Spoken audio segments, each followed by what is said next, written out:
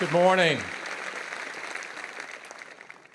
It's so great to see so many of you here today and to have even more joining us remotely around the world. We've closed all of the retail stores in the world right now, and they are all with us as well.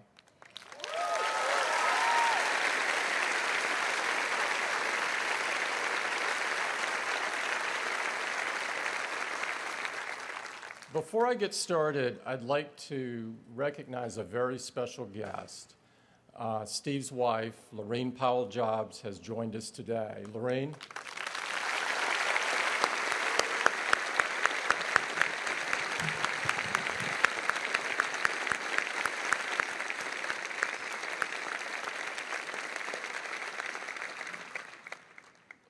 Lorene not only brought Steve great strength, but all of us as well. Particularly over the last couple of weeks.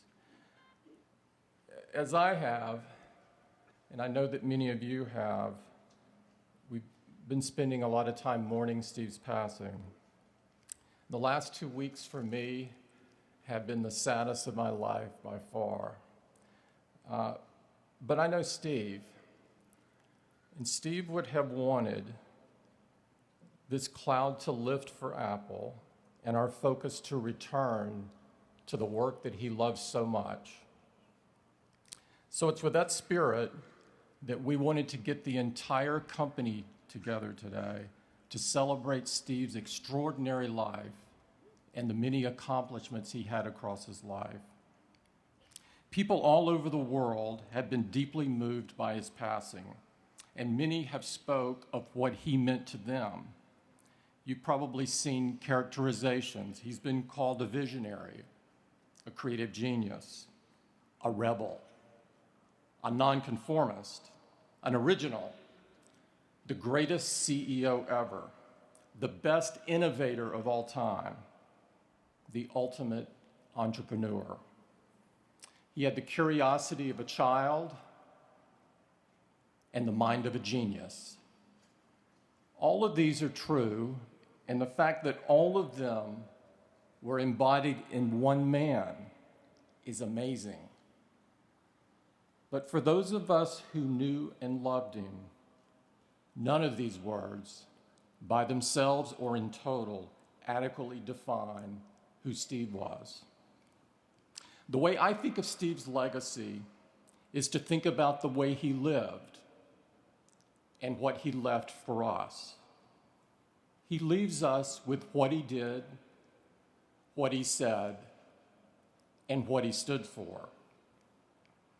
He did some amazing things, and he himself once said, to get to work on one revolutionary product in a career is extraordinary. By my count, he worked on 6. The introduction of the Macintosh in 1984 revolutionized personal computing and desktop publishing. And the ad that ran during the Super Bowl to launch the product set a benchmark for advertising that is still widely held today as the best ad of all time. With iPod and iTunes, Steve reminded all of us of our love for music, changed the way the world listens to music, and along the way, changed the entire music industry. The iPhone revolutionized the mobile phone industry and redefined what a smartphone should be. The iPhone would become the best-selling smartphone in the world, and many people around the world today can't imagine their lives without it. And just last year, with the introduction of the iPad, Apple jump-started an entirely new product category that no one thought they needed, and now no one can live without. And along the way, he created the best animation studio called Pixar and taught us that cartoons weren't just for kids. And if that wasn't enough, he initiated a retail strategy for Apple that would set a benchmark for all retailers around the world to strive for.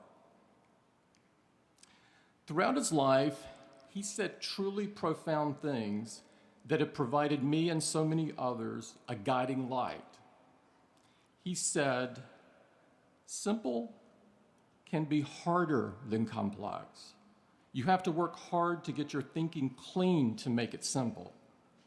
But it's worth it in the end because once you get there, you can move mountains. He said, technology alone is not enough. It's technology married with liberal arts, married with the humanities, that yields us the result that makes our hearts sing.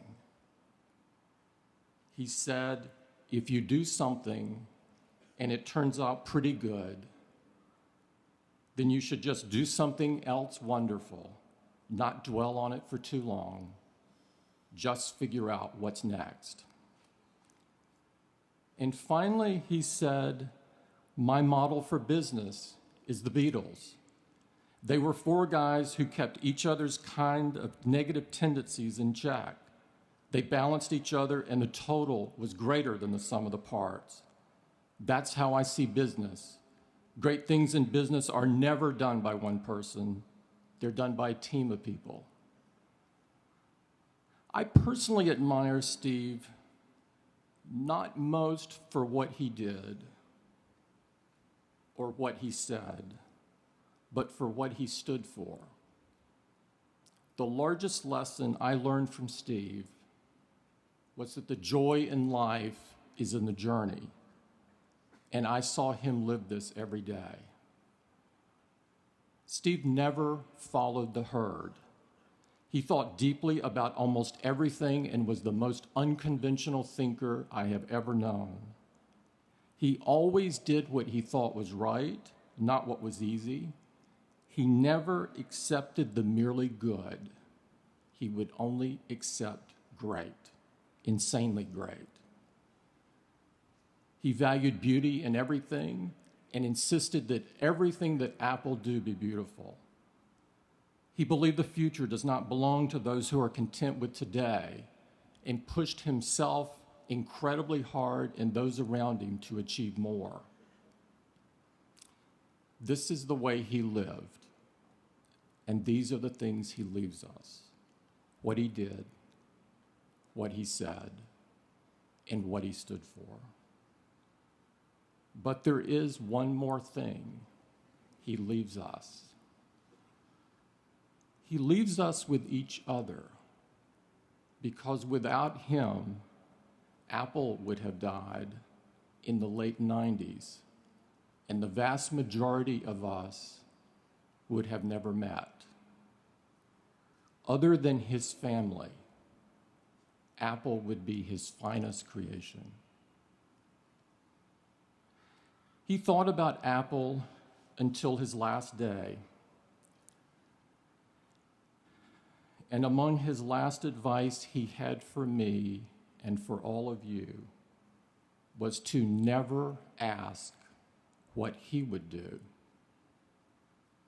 Just do what's right, he said.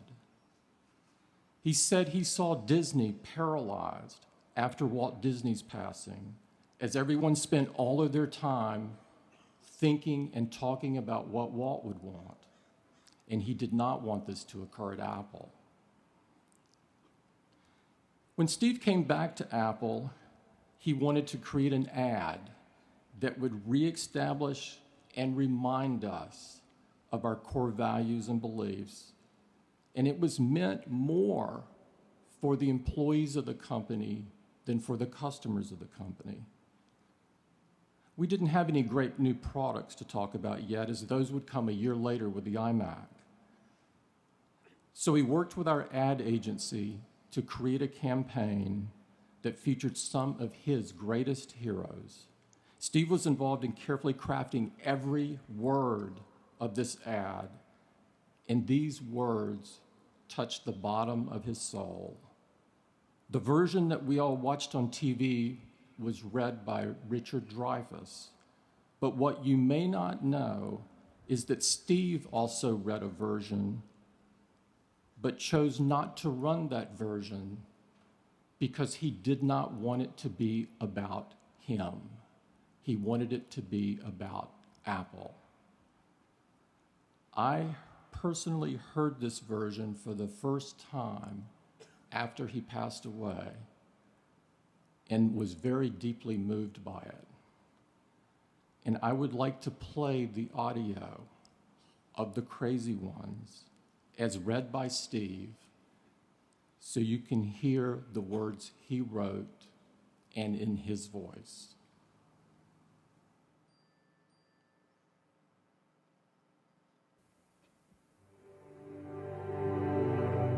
Here's to the crazy ones, the misfits, the rebels, the troublemakers, the round pegs in the square holes, the ones who see things differently.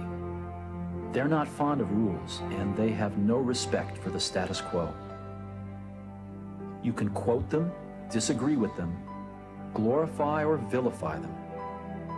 About the only thing you can't do is ignore them, because they change things. They push the human race forward.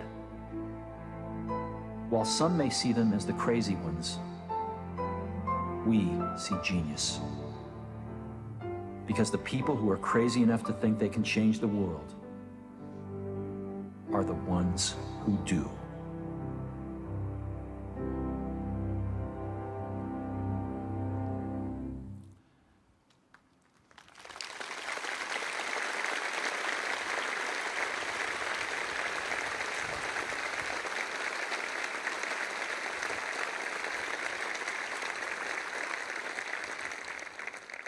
Let's join together for a moment of silence and reflect on what Steve meant to each of us and to the world.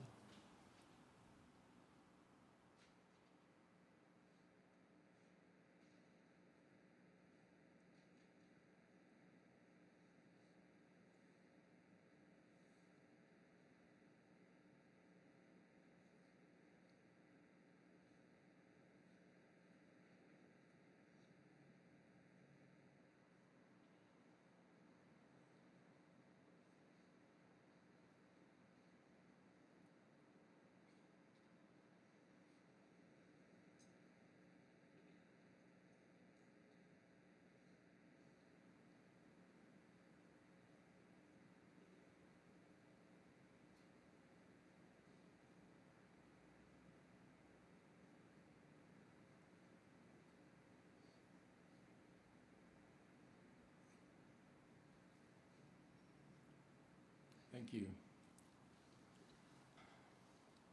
You know, looking out at everyone, Steve would have loved this. I can tell you that. I'd now like to introduce the next speaker. Bill Campbell was a longtime executive of Apple. Many of you know Bill.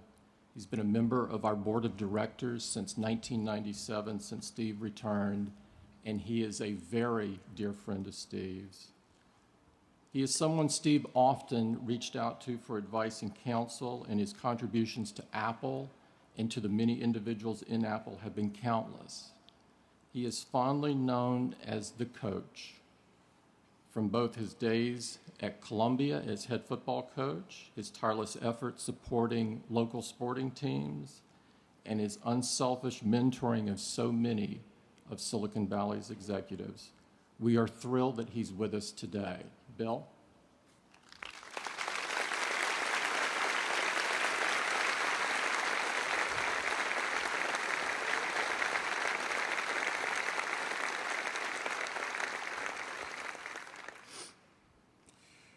Thanks, Tim. Wow. Wow. I'm humbled by this. Humbled for the opportunity to have my time to talk about Steve, my friend. I came to Apple in 1983. I had been at Kodak in Europe.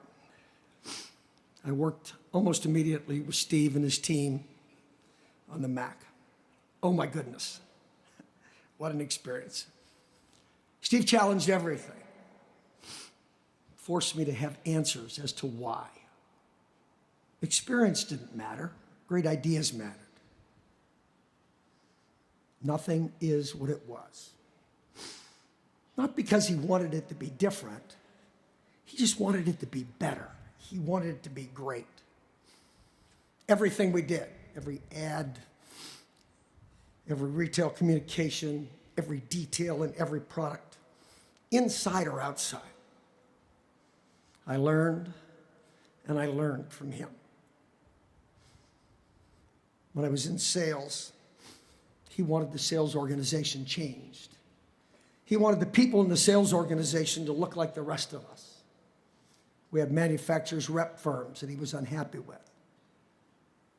We made a change in the summer and hired 400 people that matched his sense of what kind of people should be at Apple. Think about the brilliance of the Macintosh, the difficulty we had in getting it accepted.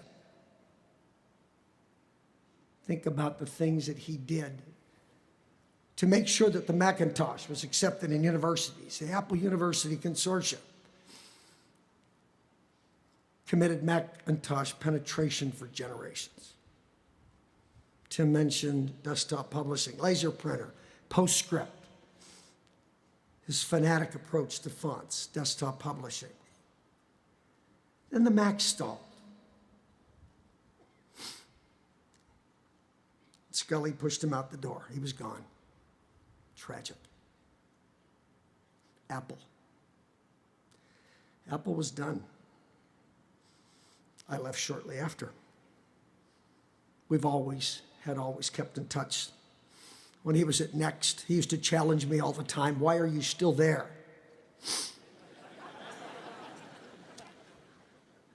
Taking your first class travel and limos to the airport. Get the hell out of there, do something important. During that time, he met Lorraine, and it changed his life. And all of us here now participated in a miracle. Apple bought Next. He was back. And he allowed me to be part of it. August 1997. Then I learned even more. He changed. Yes, he had been charismatic, passionate, brilliant. But I watched him become a great manager, and I learned from that. Detailed in everything.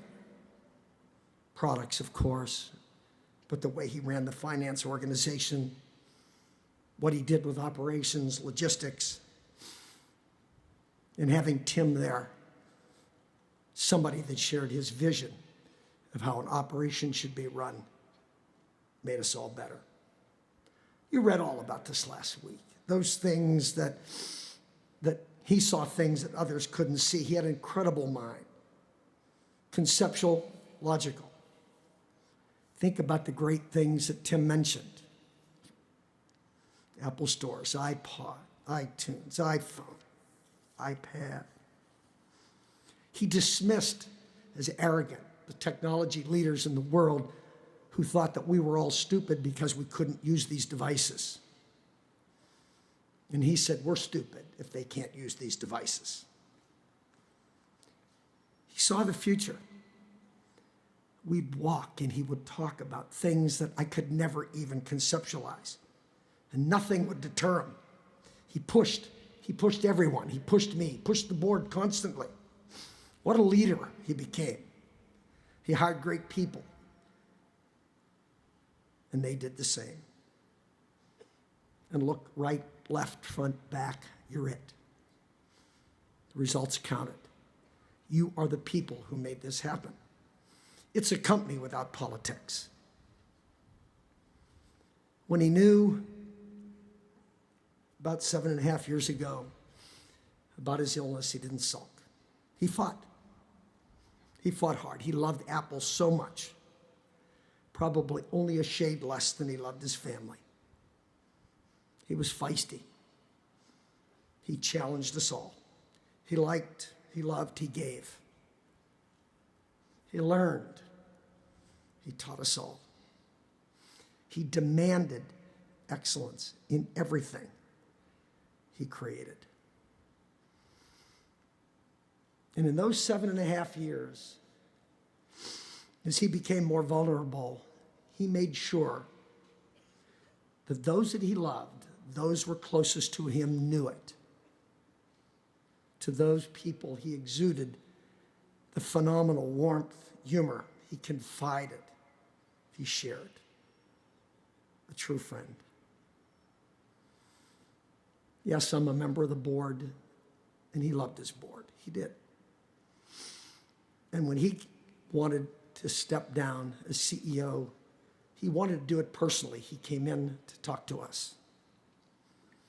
And then he stayed for the board meeting, the presentations that were going on. And he always had that wonderful warmth with us that we just were so attracted to him by. Scott Forstall was demoing the new phone. And he was demonstrating Siri. And Scott did it a couple of times, and Steve was across the room, and he said, "Let me have that phone." And Scott said, be careful now. I have this pretty much attuned to my voice. Give me the phone." So Scott goes around and hands him the phone. Steve asks a couple of benign questions, and then he says, "Are you a man or are you a woman?" And Siri came back and said, "They have not assigned me a gender, sir."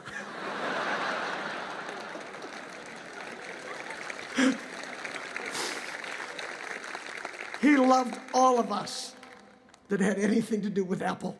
Thank you all very much. Thanks for being here.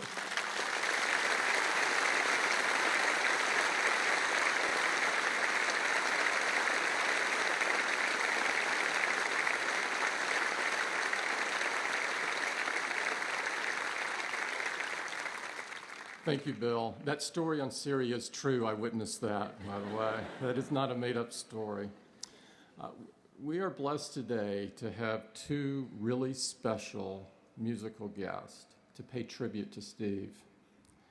Our first is someone who Steve fell in love with her voice and her music even before she won 10 Grammy Awards and sold 40 million albums.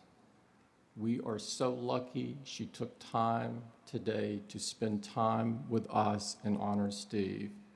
Please join me in welcoming our friend, Norah Jones.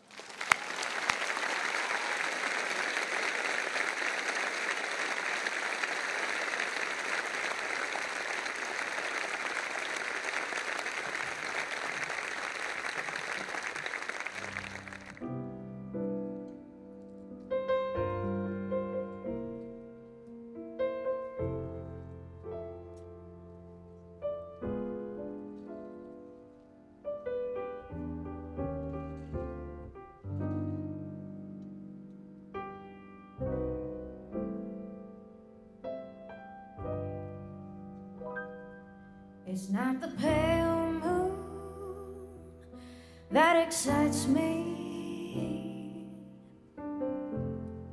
that thrills and delights me. Oh no, it's just the nearness of you. It isn't your sweet conversation that brings this sensation. Oh no, it's just the nearness of you. When you're in my arms and I feel you so close to me, all my wildest dreams came true.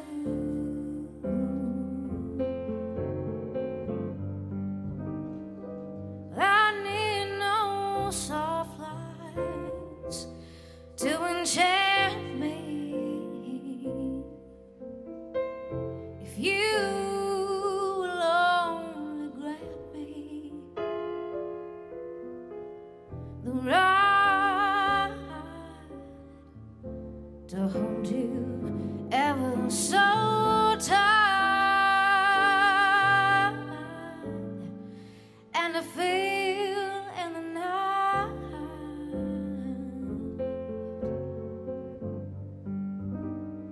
the nearness of you.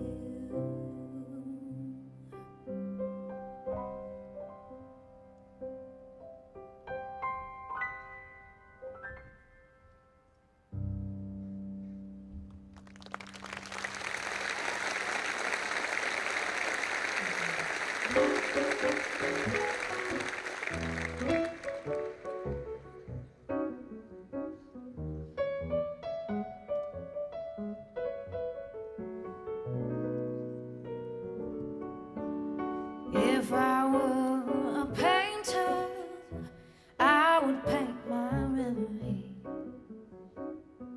If that's the only way for you to be with me, we'd be there together, just like we used to be, underneath the swirling skies for all to see.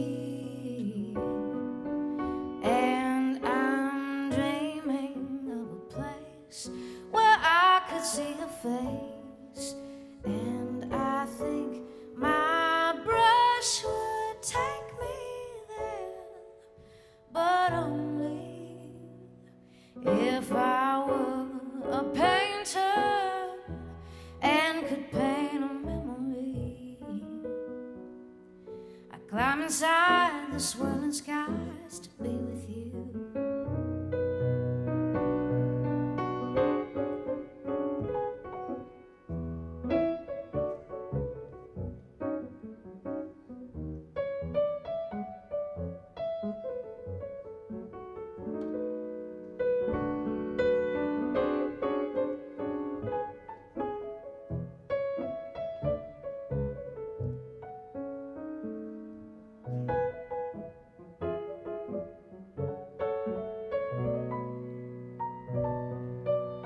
And I'm dreaming of a place where I can see your face, and I think my brush would take me there, but only if I were a painter and could paint a memory. I'd climb inside the swirling skies to be with you. I'd climb inside the skies to be with you.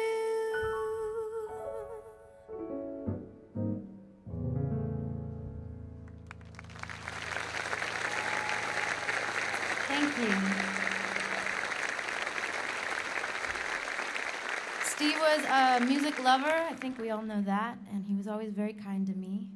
And I know he loved Bob Dylan, so I'm going to do this Bob Dylan song.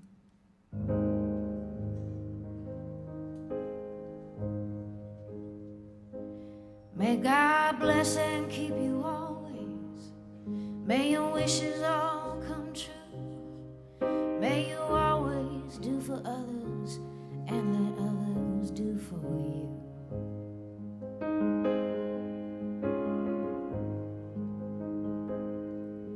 May you build a ladder to the stars and climb on every rung. May you stay forever young.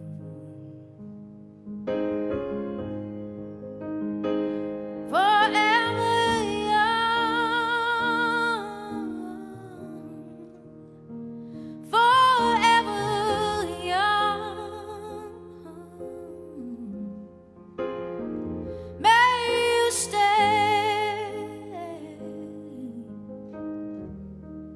forever young.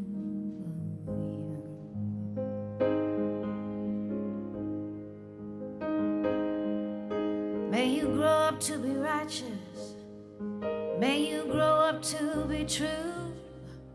May you always know the truth and see the light surrounding you. May you always be courageous, stand upright and be strong. May you stay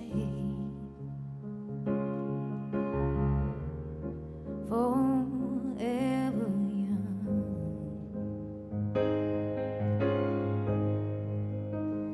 Forever young.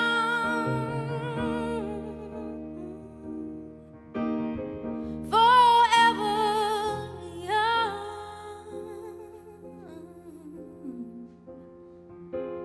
May you stay forever young.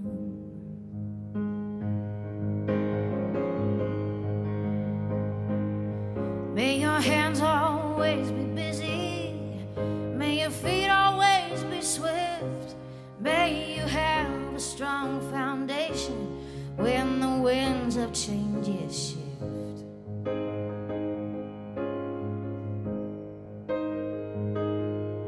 May your heart always be joyful, and may your song always be sung, and may you stay forever young.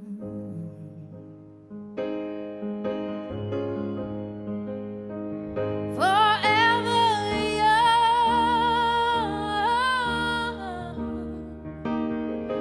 Forever young. May you stay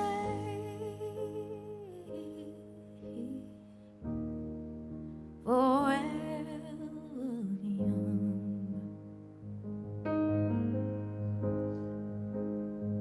May you stay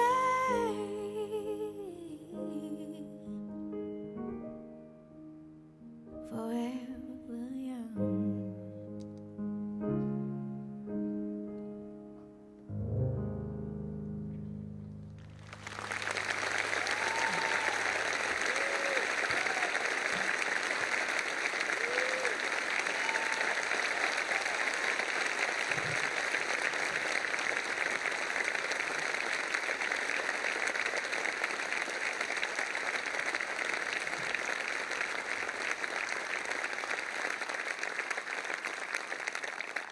She's fantastic, isn't she?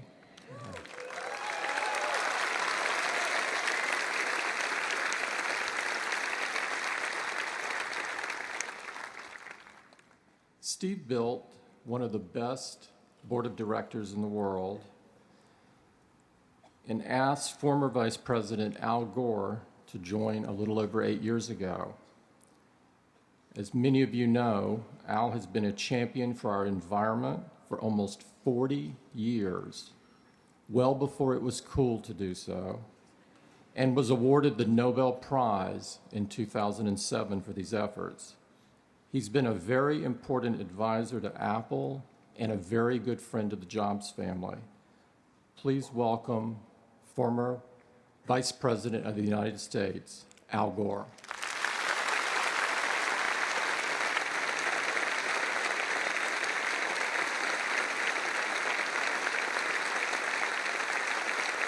Thank you. Thank you very much.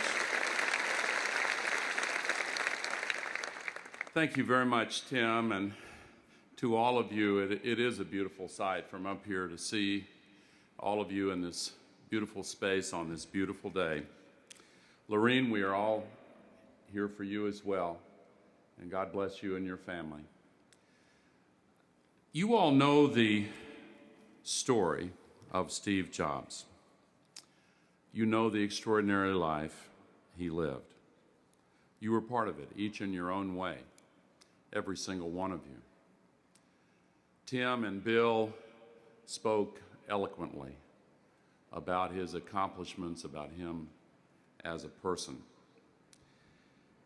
I want to spend just a few minutes talking about the emotions we've all felt and the outpouring that we've all experienced coming from all over the world, and what that wave of emotion means for Apple and what it means for each one of you.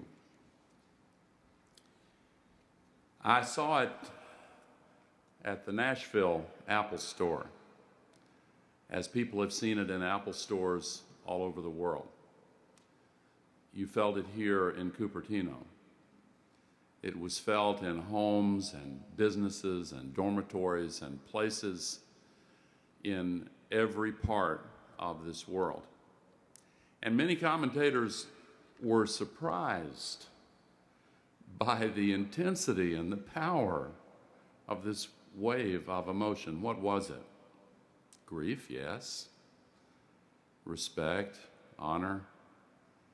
But I think that at its core, there was something truly unexpected. And I think it was truly love. One technology writer, Jonathan Weber, wrote this: "In any competition for the most effective and influential businessman of our era, Jobs wins hands down. No one else is even close." But he went on to write, he did something more cosmic than any of that. Jobs has proven to be the one and only person in the world who can create technology products that people love. And love is actually the right word. Speaking of love in the context of technology is tricky, because the technology doesn't love us. One of my closest friends has a girlfriend who asked Siri just the other day, "Siri, do you love me?"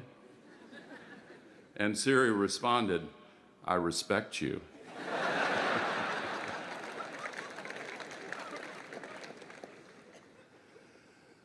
But people can experience love in the use of technology that erases the barriers between them and what it is they want to connect to. These notes that were posted at the stores and here at headquarters and in various places are displayed, some of the messages, on these screens around the plaza here. And I was transfixed walking over just by one of them, one right after another. I'm sure many of you have read them. And I collected a few of them. Mary Beth wrote, "Steve, we love you. Thank you for everything you have done for us." Francisco Valenzuela Huerte from Santiago, Chile, wrote, "In this picture you can see my grandma, who died of cancer a month ago, using a MacBook Pro to talk for the last time to my sister, who is living in Belgium. My grandmother wasn't into computers at all, but she was pretty much able to communicate with ease with her granddaughter, thanks to the intuitive technology developed and inspired by Steve Jobs."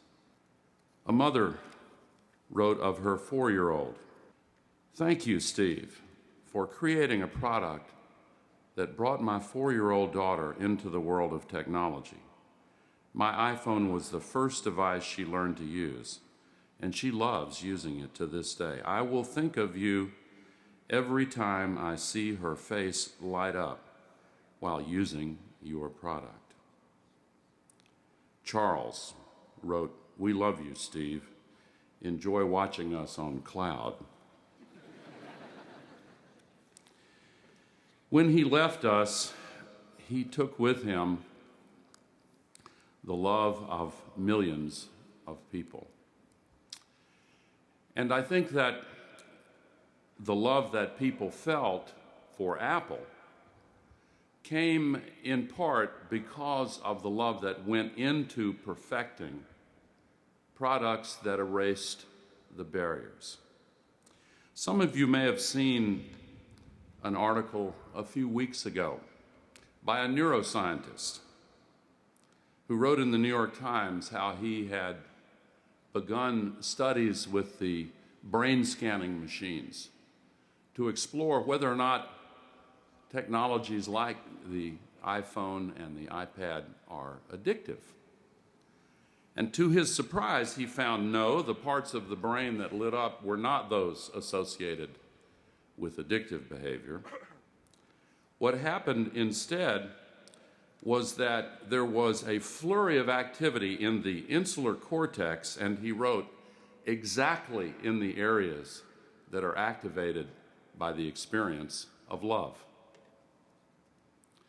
Many have noted the irony that millions heard the news or read or saw the news of Steve's passing on their iPhones or iPads or iPod Touches or on their Macs.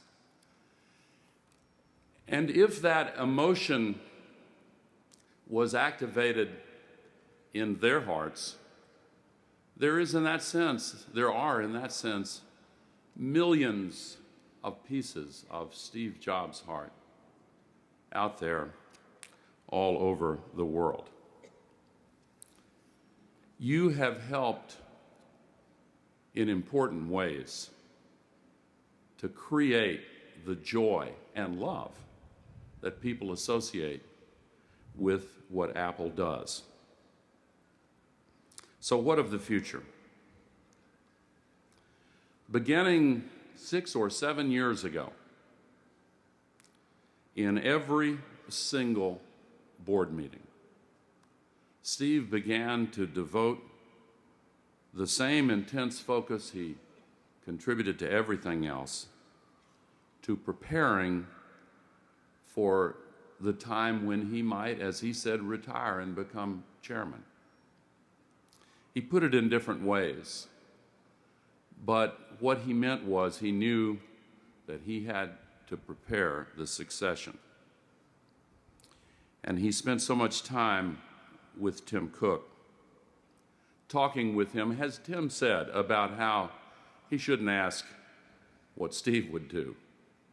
But he gave essentially the advice he gave in that magnificent commencement address at Stanford: follow your own inner voice. He has prepared and groomed the executive team to continue. They are the best in the entire world, bar none. And so are you. They and you have already proved it, and they and you will prove it again and again. If you love Steve, as I did, and if you are part of Apple, as I am, then you understand deep in your heart already what you must become, as Steve also put it. And you know that the best way to fully express and animate that love is to direct its flow full force into the creativity and passion that lives inside the insanely great products that you design, engineer, manufacture, and market. The ones that are connecting with the hearts and minds of millions of people today, and the new ones soon to come that millions of people will fall in love with all over again. One of the messages on the screen I was watching on the way over here said, "Steve, you left not just new technology, but a spirit." Steve's spirit lives in that love that people all over the world have for the work that you do. Of all his creations, the iPod and iTunes, the Mac, the iPad, all of them, I believe the greatest is Apple. So keep and nurture the commitment to true, uncompromising excellence that is Apple. Keep on skating to where the puck will be. Keep on listening to your own inner voice. Keep on insisting that good is not enough, that even great is not enough. Keep insisting that Apple products truly be insanely great. Keep making what people don't even know yet will transform their lives for the better. Products that they will fall in love with over and over again. You are part of a rare and precious group of men and women who have the privilege of giving the world a chance many times every day to feel the love for what they do. Tim mentioned that the Beatles were the business model for Steve, so I want to end with a quote that I heard in a new way. And in the end, the love you take is equal to the love you make.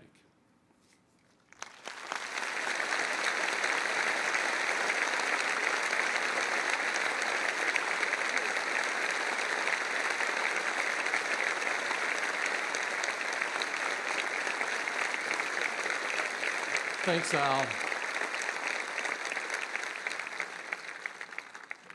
Johnny Ive, who really needs no introduction in front of this group, our Senior Vice President of Design, and Steve shared a very special relationship, both personally and professionally. They were very close friends, and many of you probably saw them having lunch together in Cafe Max, talking about the latest product ideas. Johnny's been with Apple for almost 20 years, leading the best design team on the planet, and has contributed to our most innovative products. Johnny has some things he'd like to share with you today. Johnny?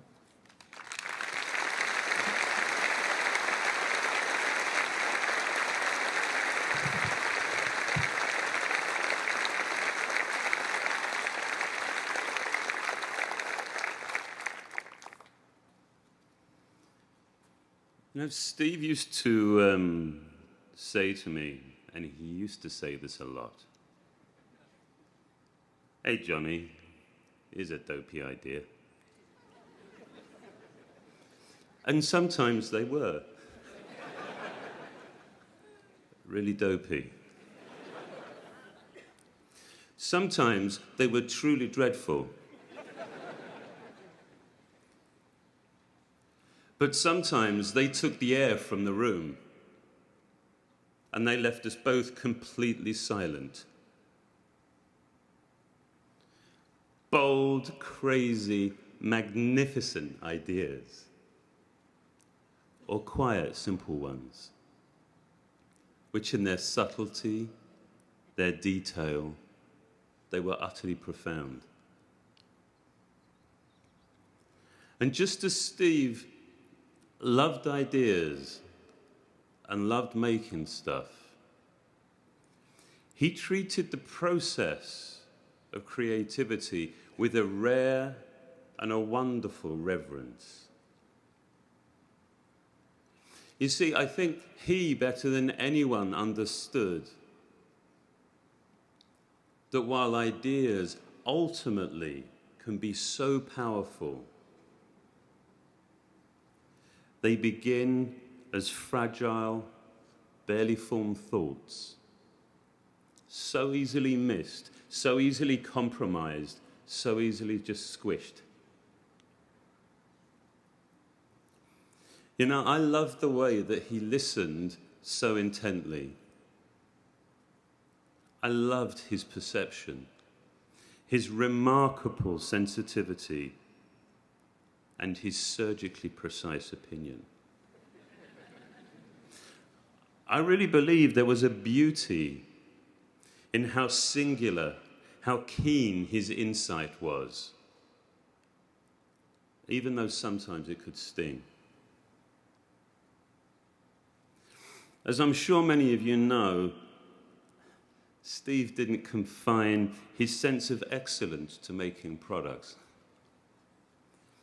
You know, when we traveled together, we would check in, and I'd go up to my room, and I'd leave my bags very neatly by the door, and I wouldn't unpack.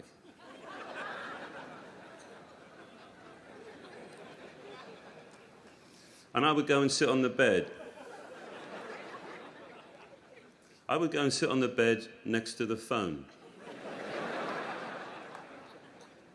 And I would wait for the inevitable phone call.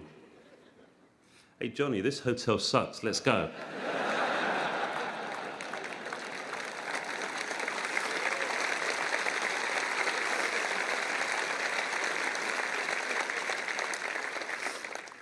He used to joke that the lunatics had taken over the asylum as we shared a giddy excitement, spending months and months working on a part of a product that nobody would ever see.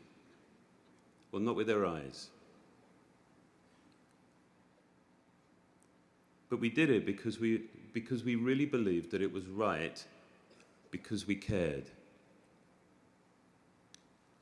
He believed that there was a gravity, almost a sense of civic responsibility, to care way beyond any sort of functional imperative.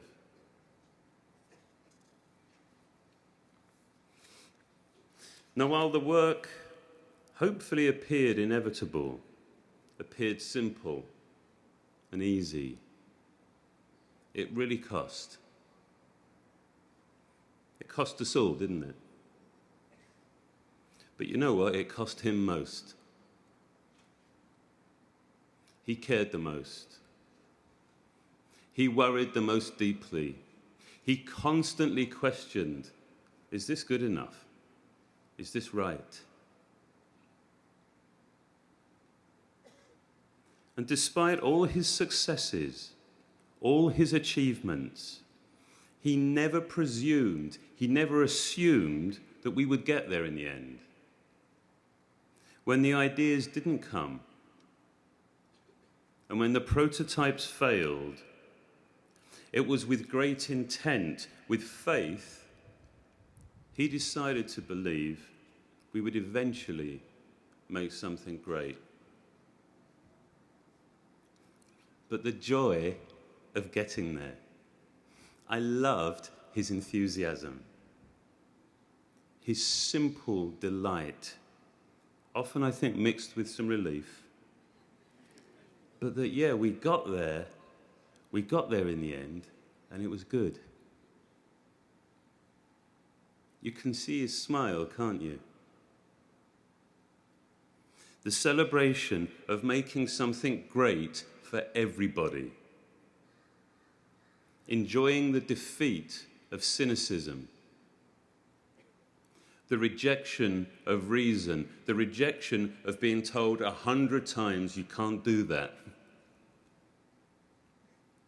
So his, I think, was a victory for beauty, for purity, and as he would say, for giving a damn. He was my closest and my most loyal friend. We worked together for nearly 15 years, and he still laughed at the way I said aluminium.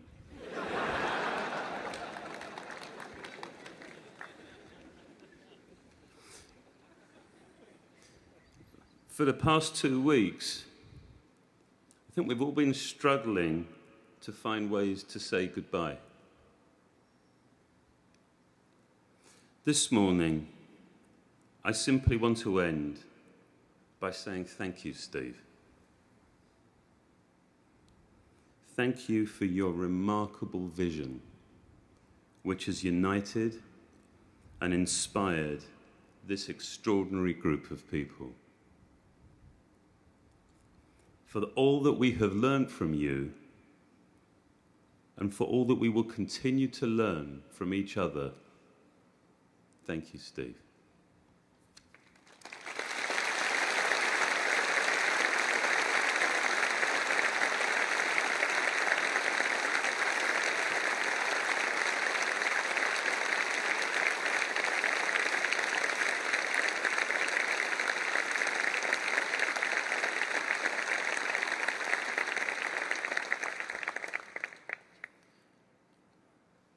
we wanted to make this day very special for the whole Apple family, to honor and to remember Steve. Now, our next guests have made Herculean efforts to be with us here today. We are so very grateful that they have moved very, very big mountains to join us. As you know, Steve loved music, and as you would expect, he had discriminating taste. He loved their music, and he watched them grow over the years into one of the biggest bands on the planet. And along the way, he found out that they were really super lovely guys.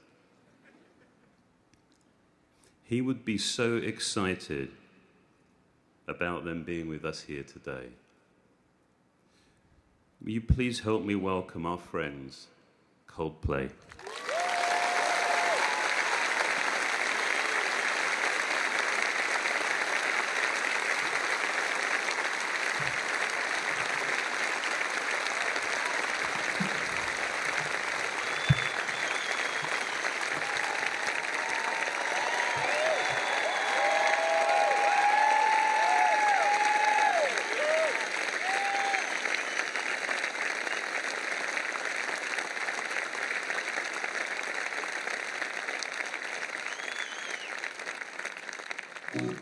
Thank you so much, everybody. What a treat to be here.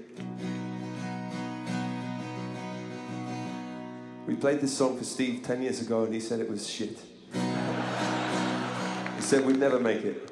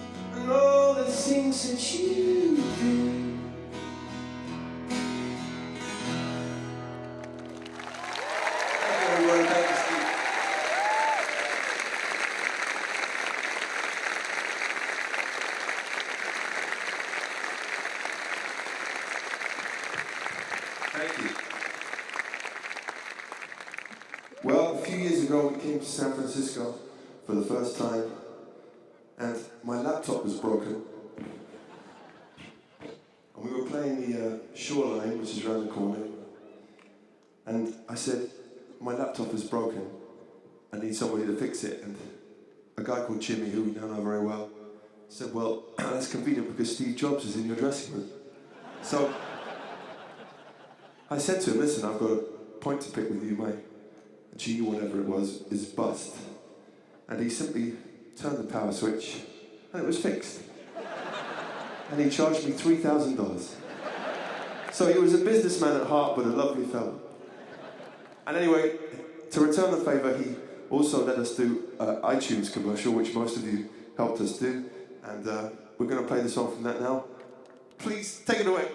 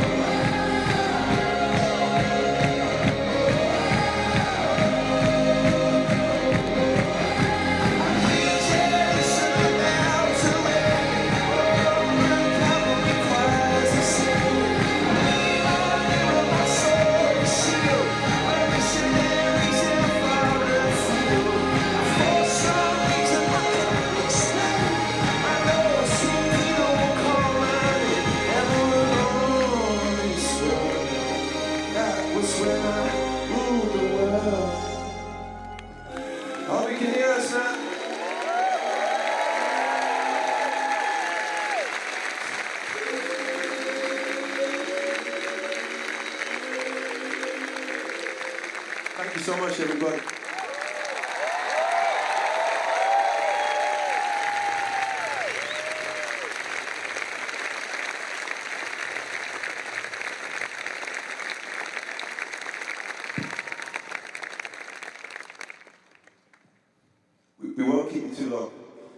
Steve wants you to get back to work.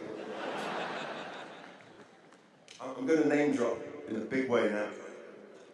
Last week we were in South Africa, and the news came through about Steve, and everybody was very sad, of course. And it happened that the big man himself, not God, Bono, was in South Africa also. And we talked about Steve a lot and how much he'd been gracious to both of our bands. And this is called Fix You.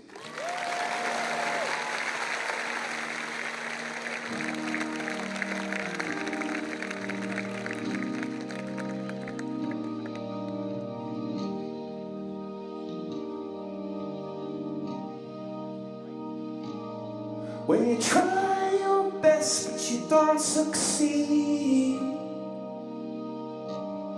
when you get what you want but not what you need, when you feel so tired but you can't sleep, stuck in rivers,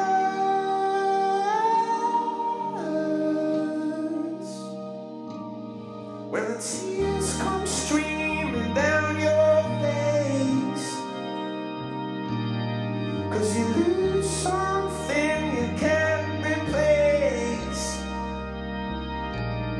When you love someone but it goes to waste, what could be worse?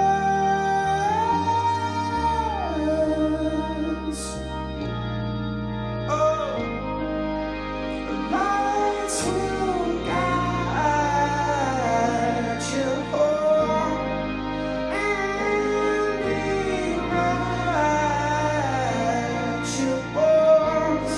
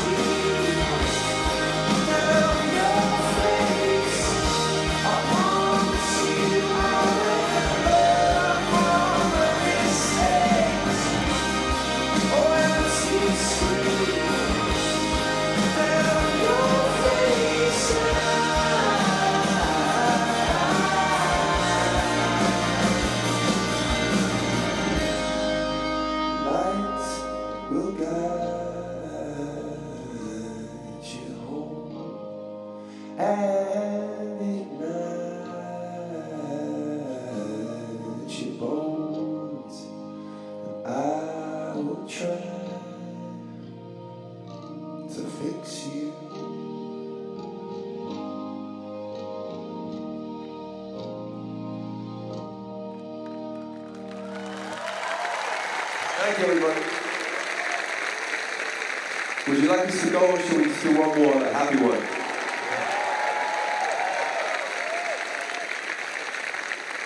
I don't know if that was a yes or a no, but we're going to stay. Okay, well, this is our last song, and then we'll leave you to it. Thank you so much for having us, and I know it's an emotional day for everybody, for us too, and this is our last song. This is about grabbing every day and treating it like your last, which I think Steve embodied more than anybody.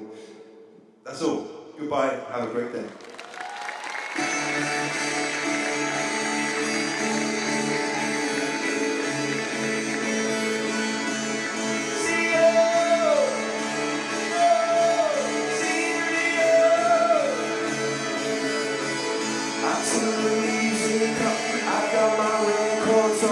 Shut the world outside until the lights come on. Maybe the streets are alive, maybe the trees are gone, but I feel my heart start beating to my favorite song. And all the kids they dance, all the kids all night until Monday morning. It seems another life. I turn the music up, I'm on a roll this time, and heaven is inside.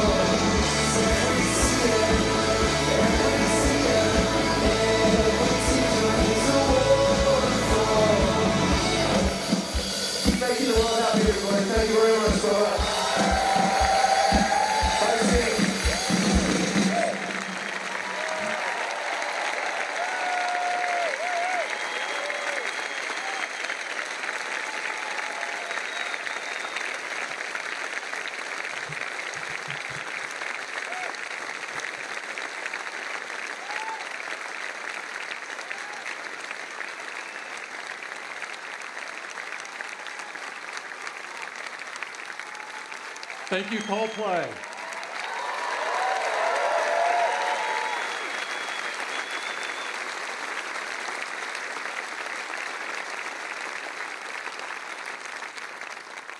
That's a tough act to follow. Steve made our world a better place, and he left his fingerprints all over society, all over the world. He also leaves behind a company that only he could have built, and a spirit that will be the foundation of this company forever. There's no words in the Webster that will express the sadness or our gratitude for the opportunity to have worked with the world's best genius. Steve, we will miss you forever,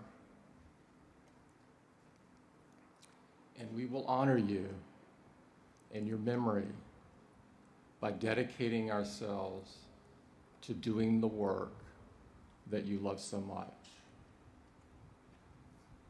I am so glad that we could get everyone in the company together today for this very important day.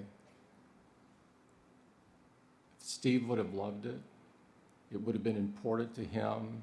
It's very important to the leadership team, and I know that it's very important to you.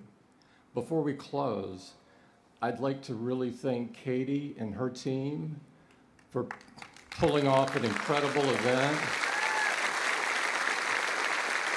And Phil and Hiroki's team,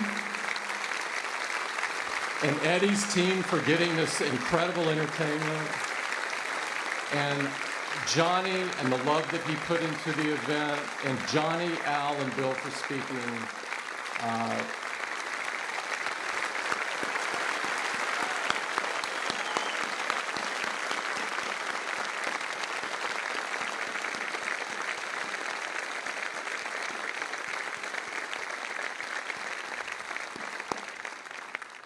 And thank all of you for joining us today. Thank you.